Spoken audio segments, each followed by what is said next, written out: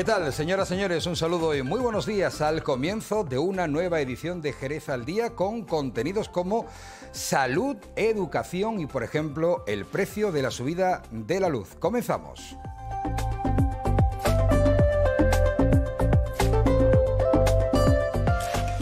Y lo haremos hablando de la Flampa, porque ellos entienden que este es el mes, el de marzo, el de la escolarización. Un espacio de tiempo en el que las familias eligen centro para que sus hijos e hijas comiencen su andadura educativa en el caso de los más pequeños. Hablaremos de Jerez, de los 48 colegios, 18 institutos y 2 coles de educación especial, todos ellos públicos, así que un llamamiento a la educación pública por parte de Flampa.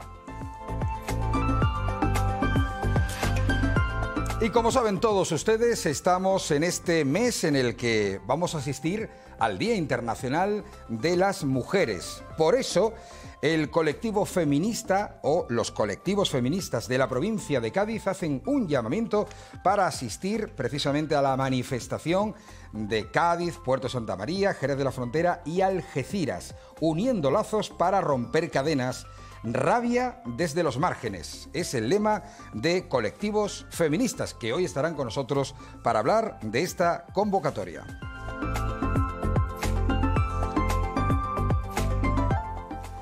Y hablamos también, en este caso no de feminismo, pero sí de Mujeres Imparables, esta asociación que sigue adelante trabajando.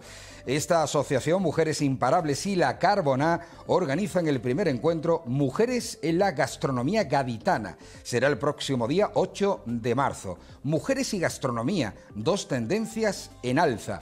Este es el lema del primer encuentro de Mujeres en la Gastronomía Gaditana que organiza la Asociación Red Profesional Mujeres Imparables conjuntamente con el equipo del restaurante La Carbonà de nuestra ciudad.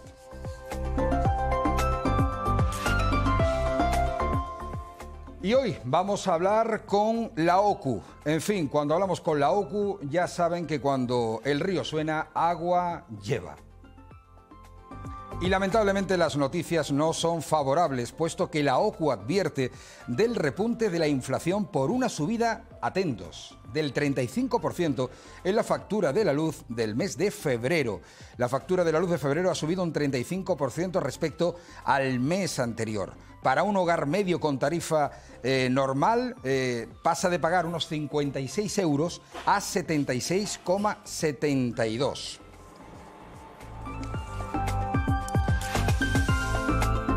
Y muy importante, porque será el comienzo de esta edición de Jerez al Día, vamos a hablarle del ictus.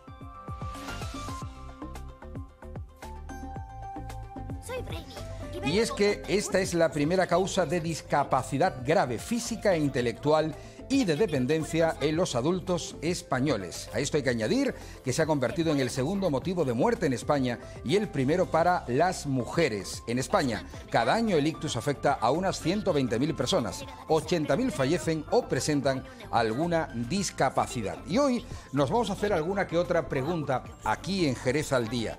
¿Alguien que ha sufrido un ictus puede volver, por ejemplo, a conducir su vehículo? ¿O cómo es la vida sexual de una persona que ha sufrido un ictus?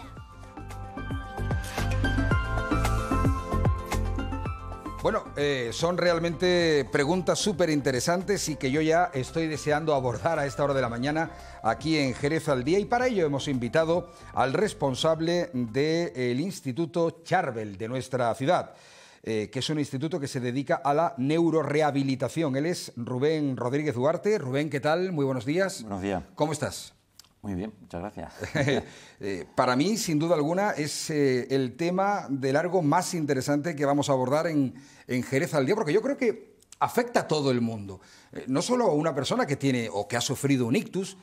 ¿Quién en su entorno familiar no tiene a alguien con este tipo de dolencia o patología, ¿no? Sí, una enfermedad, le llaman la pandemia del siglo XXI, precisamente por los datos que tú dabas, ¿no? Son 300 personas la incidencia por cada 100.000 habitantes, o, diciéndolo de otra manera, 1 de cada 6 personas sufrirá un ictus en su vida, una patología que genera el 75% de la dependencia en nuestro país. O sea, que eso es mucho. Está bien, entonces, lo de la pandemia, porque son cifras absolutamente aplastantes. Sí. Hay un estudio en el 2010 aproximadamente, se hizo a nivel europeo sobre el costo económico del ictus en costos directos e indirectos, y bueno, salieron como 210.000 millones de euros aproximadamente anuales entre los países de la Unión Europea. El costo directo es la atención directa a la persona que ha tenido la patología en la fase aguda, cuando está hospitalizada, y luego los procesos de rehabilitación, etcétera. Y el indirecto entra en dos cosas. Una, la parte de el cuidador recurrente o la familia, que tiene que, cuando hay gran dependencia o una dependencia moderada o severa, tienen que atender a esa persona y entran en procesos sin ansiedad o depresión, porque el ictus es una patología que es al revés de cualquier otra patología grave. Cualquier patología grave ocurre, vas al médico porque tienes un bultito y acaban diciéndote que es un tumor, y eso tienes tiempo para hacerte la idea de cuál puede ser la evolución de esa enfermedad. El ictus entra en un segundo, estás muy bien y en un segundo estás en la UCI o en una cama del hospital con alteraciones físicas, cognitivas, del lenguaje, comer, un montón de cosas muy severas, y le cuesta mucho no solo asimilar ese cambio tan brusco al paciente, sino también a la familia. El entorno sufre mucho. ¿Cómo te cambia la vida, efectivamente, con esa condición de que no te da tiempo a asimilar nada, ¿no? Cierto, de ha hecho, llegado la enfermedad, ha llegado la dolencia y tienes que asumirla en cuestión de segundos. Es más duro al principio para la familia. ¿Por qué? Porque en el ictus severo o moderado y grave hay un síntoma que eso nos indica que es moderado y grave, que es la anosognosia. La anosognosia es la falta de conciencia de la enfermedad del paciente y cómo le afectará a su vida futura, su vida presente y futura. De alguna forma es un mecanismo de defensa del cerebro para no sufrir. Nosotros en los procesos de rehabilitación hay que tenerlo muy en cuenta, porque cuando vas recantando neurológicamente y vuelve a ponerse de pie o a andar o a tener memoria o a poder hablar o comer, cuanto más mejor está, más desciende, o sea, más consciente es de qué es lo que ha ocurrido. Entonces es cuando aparece la sintomatología depresiva. Al principio no. Al principio son personas que viven realmente feliz, como si no hubiera ocurrido nada. Eso es lo que llamamos anosognosia. Luego, al principio es mucho más duro para la familia, porque es la que realmente es consciente de lo que está pasando y cómo va a afectar al resto de la vida. Y que es una catarsis y que es un cambio brutal en la vida. Vamos a hablar, por ejemplo, del tema de la conducción, ¿no? Cualquiera de nosotros que suframos un ictus, ¿podemos ponernos al volante? Porque creo que hay una normativa que exige, tráfico exige, que se comunique que la persona ha sufrido un ictus. Sí, tráfico, a nivel legal, si una persona tiene el carnet en vigor, a los 6 meses, si no le ha repetido el ictus y no ha tenido otras patologías como epilepsia y demás, se puede volver a conducir a nivel legal, ¿vale? A nivel clínico, nosotros ahora, desde la clínica, estamos haciendo junto con la Universidad de Cádiz una investigación. Este es el tercer año, son 3 años lo que dura, porque es de entidad, es una investigación importante sobre esto, la capacidad de conducir después del ictus. Y a nivel clínico, ¿una persona puede llegar a recuperar la capacidad de conducir? Sí, pero es muy peligroso que empiece a conducir a los 6 meses. Prácticamente ninguna de las personas que han tenido un ictus moderado o severo a los 6 meses son capaces, o sea, pueden coger el coche sin riesgo para él o para los demás, ¿vale? Esto es lo que estamos valorando, y ver cómo valoramos esto y cómo podemos... De hecho, España, muy, muy complejo, porque cada caso es un mundo. Es decir, no es que a alguien se le ha caído una muela o a una persona se le detecta, por ejemplo, una miopía y tiene que volver a hacer el reconocimiento médico. No, esto, aquí hay tal cantidad de matices, ¿no? Y cómo la capacidad cognitiva del ser humano delante de un volante y la percepción del entorno cambia por completo, ¿no? Por completo. Mira, conducir es una de las capacidades más complejas a nivel cerebral. Piensa que tenemos que tener primero un acto de control, saber manejar los mandos de la máquina que tenemos con seguridad, ¿vale? Luego, hacer una travesía con seguridad. O sea, si vas por una carretera o por la ciudad, tienes que ir pendiente de lo que tienes alrededor del coche.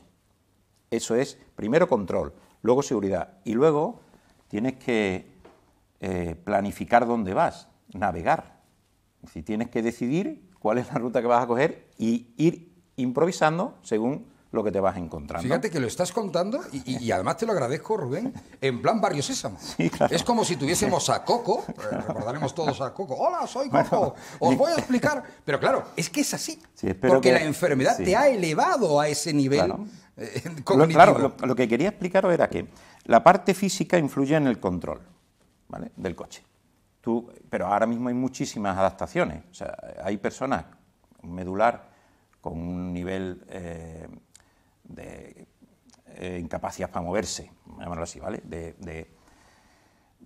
Por ejemplo, de brazos y piernas, ¿vale? Está paralizado de brazos y piernas, un medular, y tiene adaptaciones en el coche que al final puede conducir. O sea, si pasa por la DGT, lo convalidan, puede conducir. Hay medulares C4 que conducen, ¿vale? Luego, el tema del control, prácticamente la tecnología lo está resolviendo. El problema principal es a nivel cognitivo, eso es lo que nos encontramos. O sea, y a nivel emocional. ¿Tú conduces igual cuando estás enfadado que cuando no estás enfadado? O si tienes prisa, por ejemplo. O si tienes prisa, pues no conduces igual, ¿no? No solo es el tema de tener que tomar decisiones rápidas, de que la atención funcione bien, de que cuando tengas que recalcular una ruta o tengas que ir atento a todo lo que ocurre alrededor del coche, bicicletas, otros coches, peatones, etcétera, sino que el tema cognitivo es muy complejo porque son muchas funciones las que intervienen en el acto de conducir. La velocidad de reacción, sí. ¿no? Es decir, luego tenemos alguien se te problemas. cruza la carretera, claro. Tú, digamos que con los 5 sentidos actúas pronto, pero con un ictus todo se prolonga. Claro, exactamente. Si la velocidad de procesamiento es más lento, tarda mucho más en hacer todo esto. Y luego tenemos otros hándicaps, que es que hay ictus que te generan una mianosia, que se llama. O sea, no procesas un campo visual, ¿vale? Si no procesas el campo visual izquierdo, lo que viene por el lado izquierdo no es que no lo veas, es que no existe. Mira, tenemos, Rubén, un vídeo por ahí que es precisamente el ictus, ¿no? El ictus y la conducción, que yo creo que puede ser también ilustrativo en cuanto a imágenes para todo aquello que nos estás contando. Claro, aquí partimos de una base, ¿no? El problema es que cada caso es un mundo, no hay un estándar, ¿no? No hay un estándar, en España no, en otros países sí hay ya algún estudio hecho sobre la capacidad de conducir después del ictus y cuáles son los requisitos mínimos a nivel cognitivo para conducir con seguridad. Eso es lo que estamos haciendo nosotros en la investigación que estamos haciendo junto con la UCA. Y además queremos generar un programa que nos permita evaluar en cada paciente esas capacidades y si tienen posibilidad en ese momento de conducir o hay que trabajar para recuperar ciertos aspectos y que puedan volver a conducir. Mira, vamos a escuchar a esta persona que ha sufrido un ictus y que está explicando de forma gráfica cómo es. Vamos a escuchar. Puedes hacer prácticas y después presentarte en tráfico, que es una prueba para personas con daño cerebral. Que puedas ir pendiente de las señales, de los semáforos, de adelantar, de no adelantar. Pues conseguí volverme a renovar el carnet. Una persona que ha tenido un traumatismo cerebrovascular puede volver a conducir, siempre y cuando el especialista así lo aconseje y se hagan en el vehículo las adaptaciones pertinentes, que pueden ser muchas y están muy bien pensadas. Hay, por ejemplo, sistemas para ayudar a la aceleración del vehículo, para mejorar la capacidad de frenada, para poder manipular de manera adecuada el volante y, por supuesto, para poder mejorar con cristales especiales la visibilidad tanto trasera como lateral.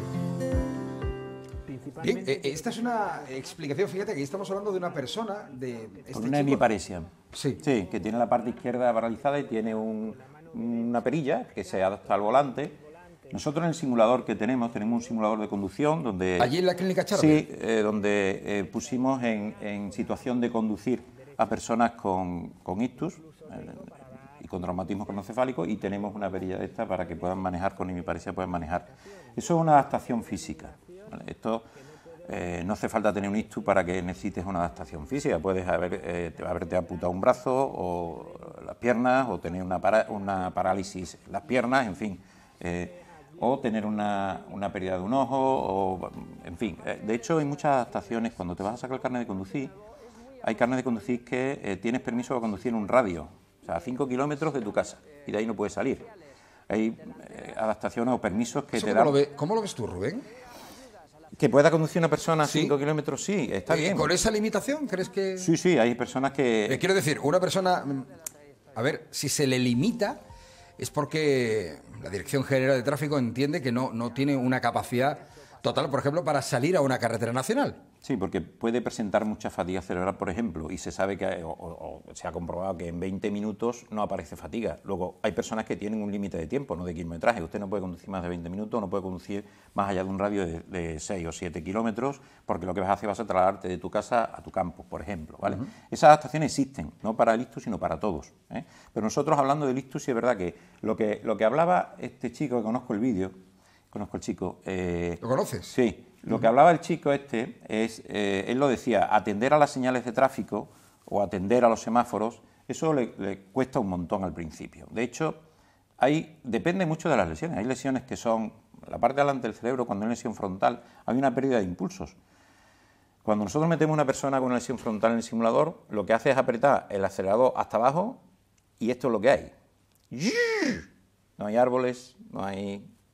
Porque hay una falta de control de impulso, no analiza lo que va a ocurrir, sino aprieta y luego a ver qué viene. De hecho, es una de las cosas que más inseguridad o más peligro genera, es cuando hay una lesión frontal y un problema de control de impulso a la hora de conducir, ¿vale? Por eso te preguntaba si conduces igual enfadado que no. Y nosotros no tenemos, se supone que no tenemos un daño cerebral, ¿no? Y no conducimos igual cuando estamos enfadados que cuando no estamos. Estamos mucho más agresivos conduciendo cuando estamos enfadados, ¿vale? Si la parte del cerebro que se encarga de parar esos impulsos a que vayan a más no funciona, esa agresividad se dispara, ¿vale? Entonces, ¿se puede conducir después de un ictus? Sí, pero hay que pasar por un proceso, por lo menos de valoración. Ya se hace en algunos sitios, pero estamos diseñando un programa donde podamos detectar realmente si hay seguridad o no, como pasa en otros países. En Canadá, por ejemplo, hay que pasar por un proceso de valoración con unas pruebas que se han diseñado para este tipo de patologías, pasarlas y si no las pasas, entrar en un programa de entrenamiento y al final volver a pasar la prueba y en el momento que saquen las pruebas que están bien, que no aparecen problemas de seguridad en la conducción, se vuelve a conducir. La mayoría de las personas pueden volver a conducir si se trabaja el tema de la seguridad. Pero claro, yo supongo que todo esto dependerá del grado de gravedad o de secuelas que haya dejado el ictus. Porque habrá casos, digámoslo así, irreparables, Rubén. Algún caso hay, evidentemente, no es que no pueda volver a conducir, posiblemente que no pueda volver a hacer una vida prácticamente independiente. Claro, sí, algún caso hay, sin ninguna duda, claro. No solo en ictus, también en traumatismo craneoencefálico o después de una operación de neurocirugía, o sea, todo este tipo de daño cerebral que es el adquirido por alguna causa, hay algunas personas que realmente tienen unas secuelas muy graves. No. Claro, la pregunta sería, ¿es algo productivo para la persona que tiene un ictus volver a sentirse independiente, realizada a través de la conducción, por ejemplo? Eso que es una demanda que claro, nos que pasa. nos puede parecer algo nimio, ¿no? Es decir, No. oye, volver a poder coger el coche, ¿no? Que sea a recoger al crío del cole, ¿no? Es independencia. Claro. Realmente, y lo demandan, ¿eh? En los procesos de rehabilitación nos demandan cuándo voy a poder volver a coger el coche. Porque de alguna forma, cuando ya desaparece esa nosonomia que te decía, esa inconsciencia, o cómo afecta qué me ha pasado y cómo afecta a mi vida, cuando uno empieza a ser consciente de lo que le ocurre, pues se plantea si va a volver o no a poder coger el coche o no, aunque le gustaría hacerlo, entonces pregunta normalmente. ¿Se puede volver a una vida normal después de un ictus, Rubén? ¿Qué es una vida normal? Esa es una pregunta. ¿Vale? A ver, yo te digo, Se puede volver... La pregunta está mal formulada. No sé. ¿Se puede volver a tener vida? ¿Me entiendes, no? Sí, Es decir, perfectamente. la plena ignorancia sí. No, de perdona, lo que es... No, en absoluto. Mira, se puede volver, ha sido una broma, no ha sido una razón, crítica en absoluto. ¿Se puede volver a tener una vida, a disfrutar de la vida? Sí. ¿Se puede volver a salir a comer con la familia, con los amigos? Sí. ¿Algunas personas vuelven a trabajar? Algunas, pocas. Otras no, muchas no, claro. Pero puedes volver a tener una vida social, una vida familiar, puedes volver a tener vida. Eso es muy importante, volver a tener vida en el aspecto de poder tomar decisiones, ponerte en independencia, poder salir con tus amigos, poder hacer vida. ¿Vale?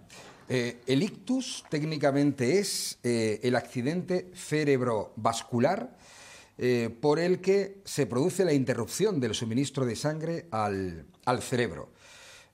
Puede ser por cuestiones de colesterol o simplemente por un accidente hemorrágico. Claro, esto supongo que será tan complejo, ¿no?, a nivel neurológico. Normalmente, a ver, el ictus, hay dos ictus. Uno que es isquémico, que se interrumpe, la arteria es una tubería, pues llega un tapón, de una arteria más grande puede venir cualquier cosita y tapón una arteria más chica, de ahí adelante no hay sangre, no pasa sangre, y las neuronas que comen oxígeno y azúcar, glucosa, pasan hambre, porque el glóbulo rojo, que es el camión, no le lleva la comida. Si pasan hambre mucho tiempo, se mueren. Y otro ictus, que es cuando se rompe la tubería y empieza a echar sangre o el líquido fuera, ¿vale? Se rompe la arteria, uno es el hemorrágico y otro es el isquémico. Los dos, ahí se produce una interrupción. Es mucho más frecuente, como un 75%, el isquémico, el que tapona, y de ahí adelante no hay riego. Y ya hoy en día hay técnicas como la trombectomía mecánica, que lo que hacen es meter por la arteria una especie de guía y pinzan lo que tapona y lo sacan, ¿vale? Y entonces vuelven otra vez a tener riego. O la fibrosis, que es química, pueden hacerlo disolviéndolo a nivel químico también. Y eso hoy en día lo que hace es que se ha reducido la cantidad de secuelas mucho con este tipo de técnicas, ¿vale? Porque no se muere, no se llega a morir la neurona, no hay necrosis. Pero los ictus son dos: el que se rompe la tubería, que es el hemorrágico, y el que se tapona la tubería, que es el isquémico. Seguro que muchos y muchas de las personas que te están viendo han sufrido o tienen en el entorno familiar una persona que ha sufrido esta dolencia. ¿Cómo cambia, por ejemplo, en el aspecto sexual una persona que ha sufrido un ictus? Porque esto va acompañado de un cambio brutal a nivel físico en el organismo, pero también afecta, qué duda cabe, al ámbito sexual, ¿no? Sí. Al principio afecta al ámbito sexual por varios motivos. Uno, porque hay una alteración, y tú lo has dicho, de la capacidad física, no mueves bien una parte del cuerpo. Eso hace que tu percepción sobre tu cuerpo también cambie. También puede afectarse a nivel de las sensaciones del sensitivo, no sientes igual, ¿vale?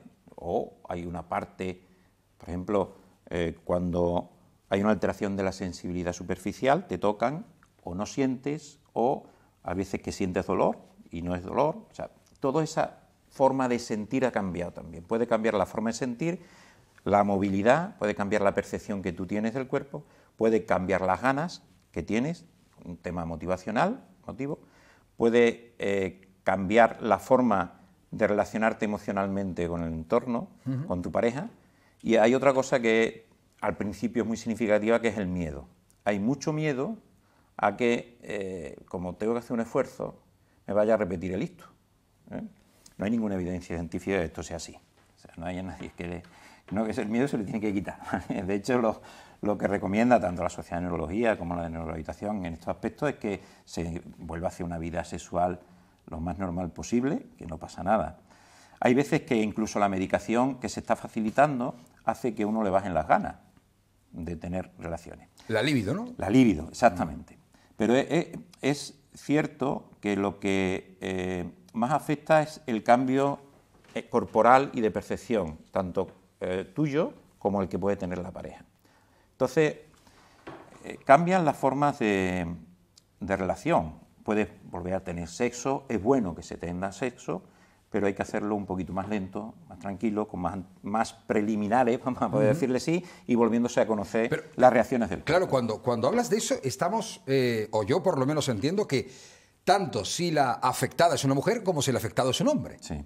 Es decir, el procedimiento es el mismo. Es el mismo. De hecho, a ver, la diferencia es que algunas veces se producen problemas de erección en el hombre, que pues, al ser un tema fisiológico se puede solucionar, y en la mujer sequedad vaginal, ¿vale? Que son dos problemas que se pueden producir después de un daño cerebral. Otro problema que suele aparecer y que también tiene solución es el tema de los escapes de orina. Cuando hay problemas de control del esfínter, de algún escape de orina, pues se tiene mucho miedo a tener una relación porque puede ocurrir durante la relación. Todo esto, si se habla y se plantea, se puede intervenir y se puede solucionar. Evidentemente. La cuestión hormonal, yo no sé si también influye. ¿Hay un cambio hormonal en una persona que ha sufrido un ictus? Sí. Todo, al final, yo creo que ese proceso de bioquímica que afecta a todo, ¿no? Al estado claro. de felicidad, al deseo sexual en sí mismo. ¿No? ¿Hay un cambio hormonal con un ictus? Con el daño cerebral en general puede darse. De hecho, hay chicas que pierden el periodo durante unos meses y luego lo recuperan conforme van recuperando el daño, van recuperándose del daño cerebral. Esto ocurre. Luego sí, puede haber también cambios a nivel hormonal. ¿Cuáles son los casos más frecuentes que tú te encuentras, Rubén, ¿A nivel de sexo? Sí, a nivel de sexo. El miedo, ¿no? Sí. El miedo es el más frecuente. Además, me gusta cómo has reaccionado porque sonríes en el sentido de que, oye, esto tiene solución. Sí, sí. No, es un poco, no te preocupes. Sí, si te pusiese serio, mira, me preocuparías, ¿no? Porque... Bueno, el miedo es quizás el hándicap más grande de superar, ¿vale? Porque, mira, nosotros podemos tener miedo a un toro, ¿vale? Porque lo tengo delante. O puedo tener miedo a una imagen de un toro. Eso me va a condicionar muchísimo más, ¿vale? Cuando yo tengo miedo a algo que está ocurriendo es una reacción emocional normal. Igual cuando me enfado por algo que está ocurriendo es una reacción emocional normal. Cuando tengo asco es una reacción emocional normal. Ahora, si pienso en algo y tengo miedo, eso es más difícil de gestionar, ¿vale? Se soluciona, pero es más difícil. El miedo es una de las cosas que más incapacita a nivel de relaciones sexuales después del ictus. Porque los demás problemas, piensa que no todo el mundo tiene un problema de disfunción eréctil o de sequedad vaginal, no todo el mundo tiene una hemiparesia, y ni en la misma gravedad la hemiparesia, no todo el mundo tiene una alteración de la sensibilidad, no todo el mundo le importa poder mover una mano o no a la hora de tener una relación sexual, pero el miedo sí condiciona mucho. Pero sí es cierto que, evidentemente, el cansancio y la fatiga sí que aparecen, ¿no? Sí. Después de un ictus. Es decir, una persona no se cansa igual en circunstancias normales que después de haber sufrido esta dolencia, ¿no? Ya. No se cansa, hablamos de dos tipos de cansancio, ¿vale? Uno es la fatiga cerebral, que es mucho más, es decir, el cerebro desde que abre los ojos está funcionando. Ahí hay una herida, el cerebro está funcionando y no tiene más remedio que funcionar. Luego, conforme va pasando las horas del día, va teniendo mucho más cansancio cerebral. ¿Cómo se manifiesta? Con somnolencia, con sueño. Cuando se cansa mucho, lo que le entra uno ganas es de dormir y descansar. El cerebro solo descansa durmiendo. Y otra cuestión es el cansancio físico, porque tengas una hemiparesia y tengas que forzarte más a la hora de moverte. Te cansas más. Te ocurre lo mismo si te has roto una pierna. También te cansas más si tienes que andar. Claro, ¿vale? Ese es distinto, ¿de acuerdo? El cansancio, la fatiga cerebral por el daño cerebral, por la herida, eso conforme va pasando el tiempo y vamos rehabilitando, se va reduciéndose mucho. Luego eso desaparece, se acaba teniendo una vida cerebral normal. Como tú y como yo, no hay una fatiga cerebral. Digamos, ¿vale? Me llama la atención que el ictus es una enfermedad asociada, o por lo menos se le relaciona a países desarrollados. Bueno, hay mucho más frecuente en los países desarrollados. ¿En el tercer mundo qué pasa? ¿Que no hay ictus? En el tercer mundo posiblemente tengamos menos datos de los ictus que hay en el tercer mundo. Es cierto. O posiblemente no lleguen a tener una edad como para tener un ictus, que este es otro de los factores. El ictus es una enfermedad mucho más, incide mucho más a partir de los 55-60 años. A los países del tercer mundo no sé cuántas personas llegan a tener 60 o 70 años, ¿vale? Entonces posiblemente sea menos porque haya menos personas. Y luego también es verdad que el estilo de vida son factores de riesgo, o sea, el sedentarismo, el tabaco, el tema de la hipertensión arterial, la diabetes, el alcohol, el colesterol, todo esto son factores de riesgo a la hora de tener un ictus. Claro, y posiblemente esté relacionado el estrés, esté mucho más relacionado con nuestro estilo de vida. El estrés provoca ictus. El estrés es uno de los factores de riesgo. No es que provoque, pero es uno de los factores de riesgo. Efectivamente, no es que vaya a conllevar a una persona estresada que vaya a tener un ictus. Porque claro, si empezamos a decir los factores que pueden influir, todo el mundo estaría asustado, ¿no? Sí. Digo, porque hoy todo el mundo va a la carrera en la vida. Es peligroso tener un poquito de todos que mucho de uno que se puede controlar. ¿Vale? Es más fácil controlar, solo tienes hipertensión, es más fácil controlar hipertensión. Pero si tienes hipertensión, diabetes, colesterol, sedentarismo, tabaquismo, alcohol, estrés, etcétera, etcétera, es un cóctel. Tienes ahí unas papeletas, efectivamente, un cóctel molotov. La medicina, vamos a prevenir antes que curar.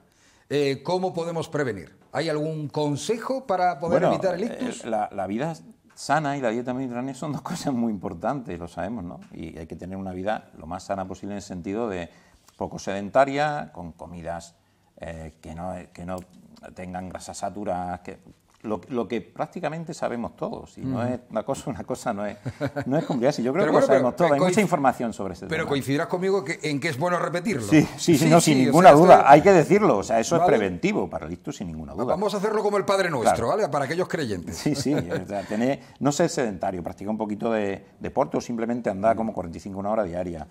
No fumar, no tomar alcohol de forma recurrente. Mucha sal en las comidas, o sea, comida sana, dieta mediterránea. Todo esto ayuda muchísimo a reducir el factor de riesgo de un ictus, claro. No sé si incluso emocionalmente tener una actitud vital, ¿no? Despreocupada ante la vida.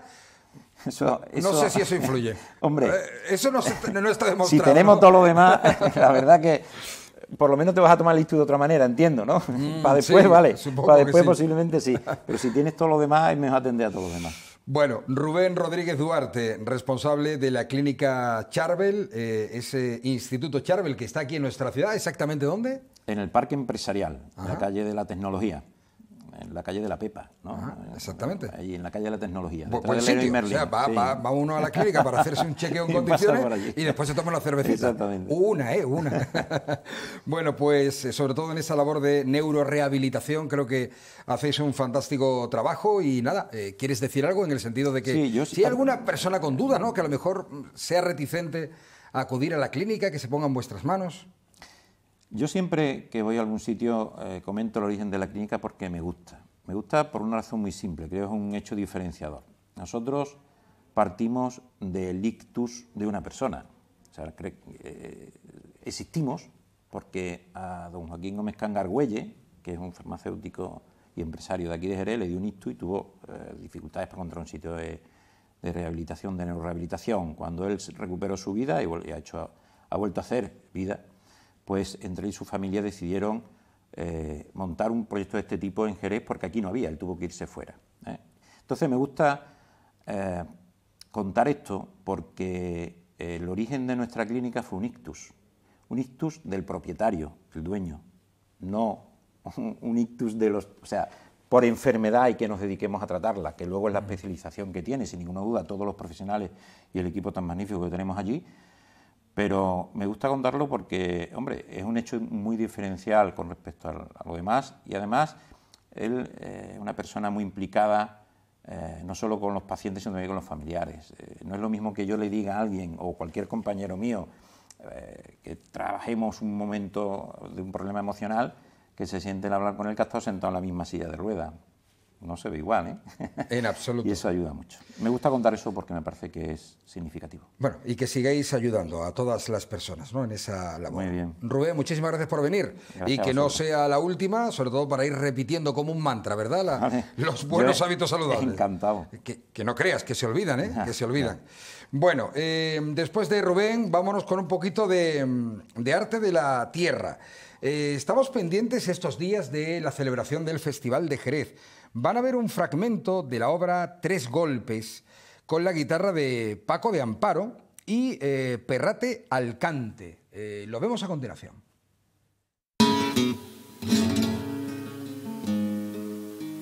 La muerte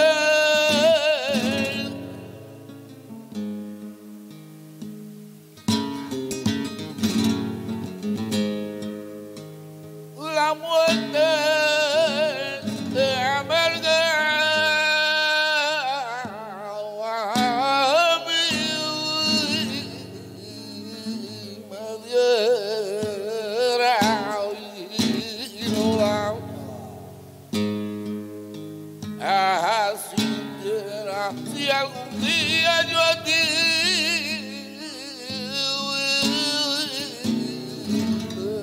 llamara y tú vinieras, una noche oscura y de tormento.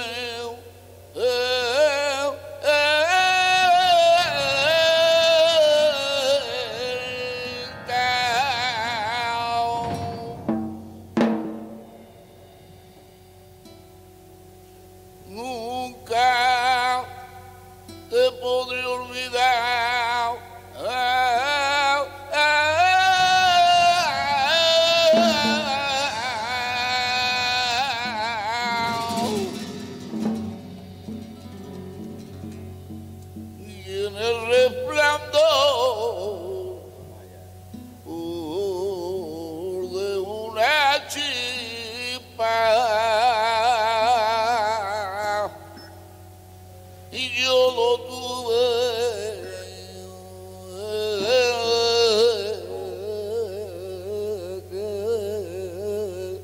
que matar.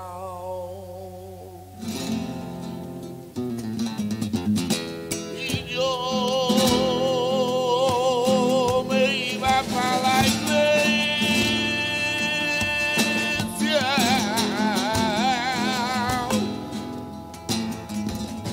y para la iglesia para rezar, pero prestarme mal, finico, y préstame tu puñal.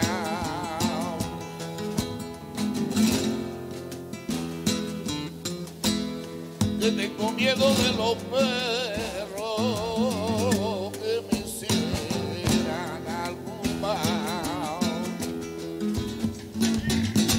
Y dice que arde la casa de Cupido. La casa de Cupido dice que arde.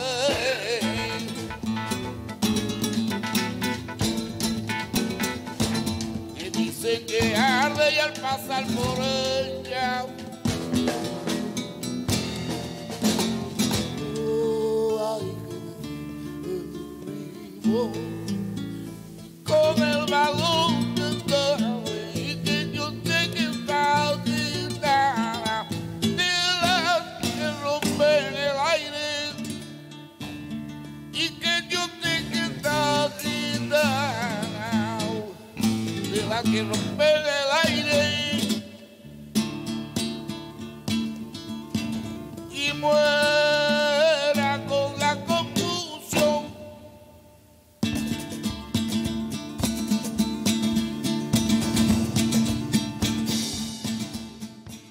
Ahora se entiende, ¿verdad?, lo de Tres Golpes, el nombre de la obra de Perrate dentro del Festival de Jerez.